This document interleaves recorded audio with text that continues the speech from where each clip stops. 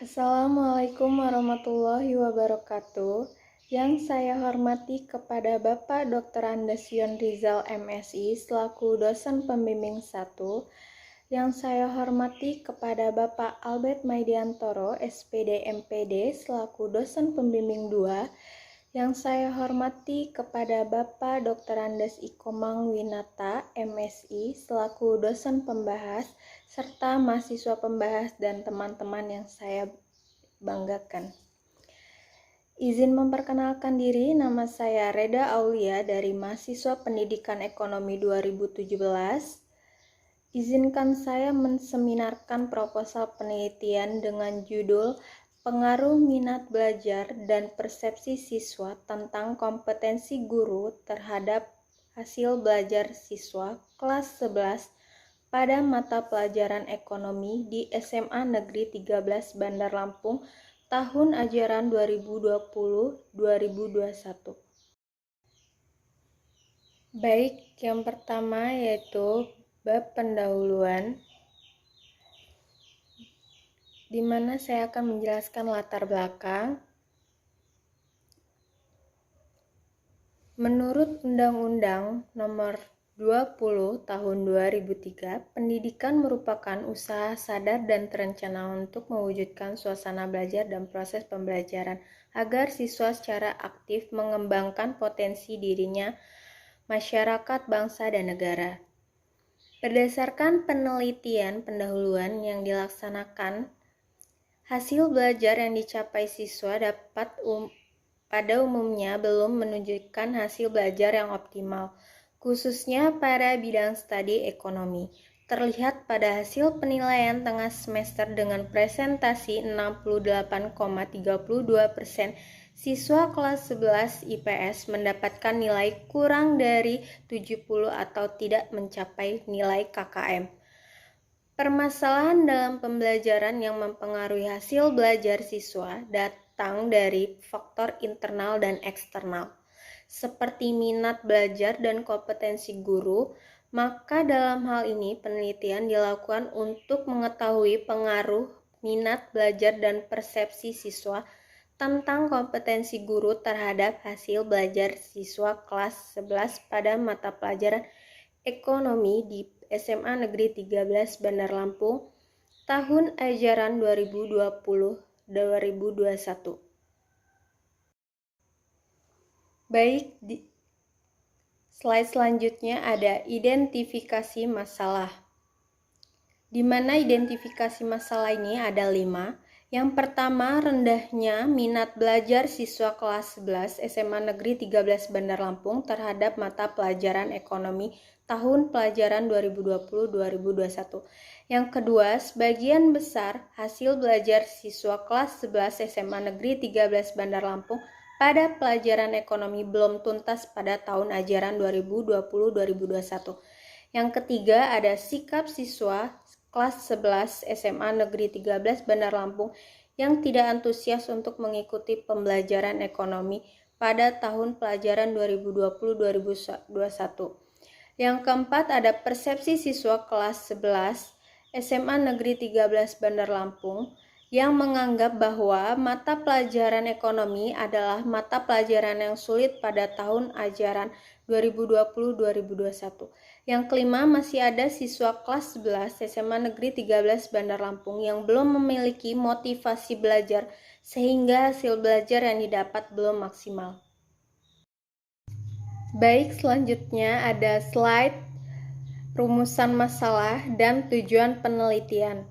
Di mana rumusan masalah ini ada 3, yaitu yang pertama, apakah ada pengaruh minat belajar siswa terhadap hasil belajar pada mata pelajaran ekonomi kelas 11 SMA Negeri 13 Bandar Lampung tahun ajaran 2020-2021.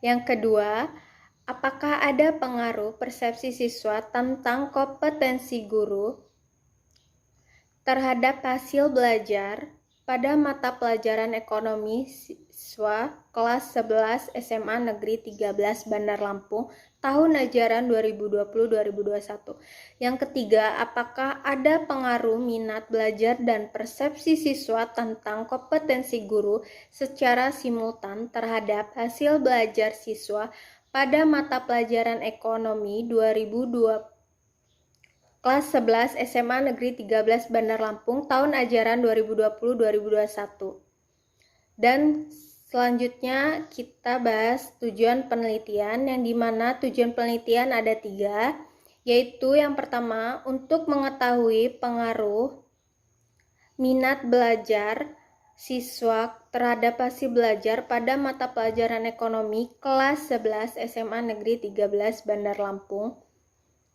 tahun ajaran 2020-2021. Yang kedua, untuk mengetahui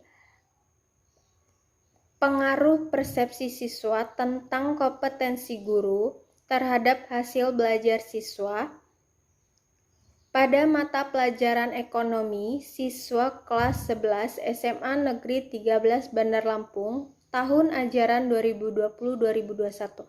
Yang ketiga, untuk mengetahui pengaruh minat belajar dan persepsi siswa tentang kompetensi guru secara simultan terhadap hasil belajar siswa pada mata pelajaran ekonomi kelas 11 SMA Negeri 13 Bandar Lampung tahun ajaran 2020-2021. Slide selanjutnya kita bahas ruang lingkup penelitian, di mana ruang lingkup penelitian ini ada subjek, yaitu subjek penelitian. Ruang lingkup subjek penelitian ini adalah siswa kelas 11 IPS semester ganjil. Yang kedua ada objek penelitian. Ruang lingkup objek penelitian ini adalah minat belajar X1, persepsi siswa tentang kompetensi guru X2, dan hasil belajar adalah Y. Yang ketiga ada tempat penelitian, di mana tempat pelaksanaan penelitian ini adalah di SMA Negeri 13 Bandar Lampung. Sedangkan yang keempat ada pelaksanaan penelitian, di mana waktu pelaksanaan penelitian ini adalah pada tahun 2020-2021.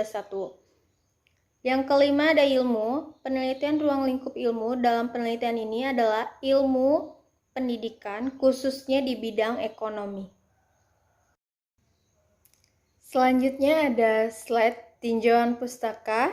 Yang pertama kita akan bahas minat belajar, di mana minat akan timbul karena adanya suatu kebutuhan atau perasaan akan mendapatkan kebermaknaan bagi diri pribadi, seperti yang diungkapkan oleh Umar Hamalik tahun 2002 di halaman 33, bahwa minat akan timbul apabila siswa tertarik akan sesuatu dengan kebutuhannya atau merasa bahwa sesuatu yang akan dipelajari dirasakan bermakna bagi dirinya. Selanjutnya ada persepsi siswa tentang kompetensi guru. Menurut Slameto 2010 102, persepsi adalah proses yang menyangkut masuknya pesan atau informasi ke dalam otak manusia. Dijelaskan lagi bahwa persepsi siswa tentang kompetensi guru adalah penilaian siswa terhadap guru berkaitan dengan kompetensi guru berdasarkan pengamatan mereka selama proses pembelajar. Yang selanjutnya ada hasil belajar. Menurut Sukmadinata 2007 102, hasil belajar merupakan realisasi atau pemekaran dari kecakapan kompetensi atau kapasitas yang dimiliki seseorang. Baik, slide selanjutnya ada paradigma penelitian. Di sini paradigma penelitiannya yaitu ada 2. Yang pertama minat belajar X1, selanjutnya ada persepsi siswa tentang kompetensi guru X2, dan hasil belajar Y. Kerangka berpikirnya Setiap sekolah selalu menginginkan setiap peserta didiknya untuk mendapatkan hasil belajar yang baik dan dapat diukur mutu pendidikannya. Mutu pendidikan dapat dicapai dengan meningkatkan prestasi belajar siswa dan usaha yang maksimal dari semua guru. Hasil belajar merupakan tolak ukur yang menggambarkan keberhasilan proses pembelajaran yang dilakukan oleh sekolah, guru, dan peserta didik. Tingkat keberhasilan dalam pencapaian tujuan suatu kegiatan bergantung dengan bagaimana proses pembelajaran yang telah berlangsung. Slide selanjutnya ada hipotesis penelitian, di mana hipotesis penelitian ini ada 3, yaitu yang pertama, ada pengaruh minat belajar siswa terhadap hasil belajar pada mata pelajaran ekonomi kelas 11 SMA Negeri 13 Bandar Lampung tahun ajaran 2020-2021. Yang kedua, ada pengaruh persepsi siswa tentang kompetensi guru terhadap hasil belajar siswa pada mata pelajaran ekonomi siswa kelas 11 SMA Negeri 13 Bandar Lampung tahun ajaran 2020-2021. Yang ketiga, ada pengaruh minat belajar dan persepsi siswa tentang kompetensi guru secara simultan terhadap hasil belajar siswa pada mata pelajaran ekonomi kelas 11 SMA Negeri 13 Bandar Lampung tahun ajaran 2020-2021. Selanjutnya ada slide metode penelitian, di mana slide ini akan membahas yaitu yang pertama jenis dan pendekatan penelitian. Penelitian ini merupakan penelitian survei, yaitu penelitian di mana informasi dikumpulkan dari responden menggunakan kuesioner dengan suatu teknik pengumpulan informasi yang dilakukan dengan cara menyusun daftar pertanyaan yang diajukan pada responden. Selanjutnya ada teknik pengumpulan data. Teknik pengumpulan data penilaian ini menggunakan kuesioner atau angket, observasi, wawancara, serta dokumentasi. Selanjutnya ada populasi. Populasi dalam penelitian ini adalah seluruh siswa kelas 11 yang terdiri dari 3 kelas, yaitu kelas 11 IPS 1, kelas 11 IPS 2, dan kelas 11 IPS 3 semester ganjil SMA Negeri 13 Bandar Lampung tahun pelajaran 2020-2021 yang berjumlah 101 peserta didik. Selanjutnya ada sampel. Berdasarkan sampel dalam penelitian ini adalah sebanyak 50 responden. Slide selanjutnya yaitu metode penelitian. Di sini akan menjelaskan uji persyaratan instrumen penelitian, yaitu ada 1 uji validitas instrumen, yang kedua uji rehabilitas.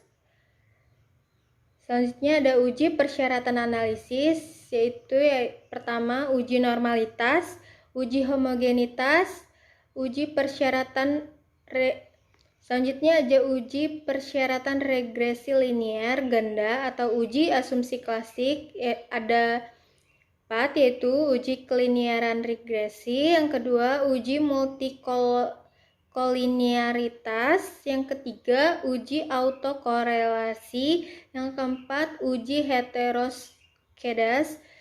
Selanjutnya ada pengujian hipotesis, ada 2, yaitu uji linear sederhana dan uji linear multiple. Baik, sekian dan terima kasih dari hasil presentasi saya. Apabila ada kesalahan kata, saya mohon maaf.